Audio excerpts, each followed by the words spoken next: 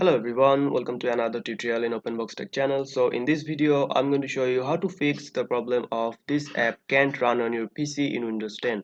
So to solve this problem, you just have to go to the search bar here and search for local security policy. Here's the local security policy app here, so you just have to click it. After open this window, in the right here you can see there's the option called local policies, so you just have to expand that option. And now you just have to choose the security option here,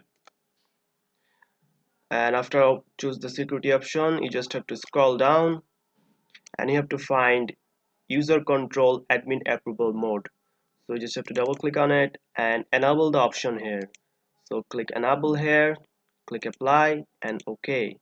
Then you have to enable another option which is called user account run all administrative in approve.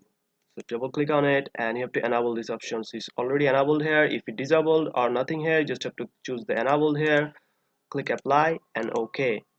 So you have to choose enable this both of this option. After closing out of here, you just have to restart your PC and hope the problem this app cannot run your PC will be solved. So if you found this video helpful, please subscribe to my channel and thanks for watching.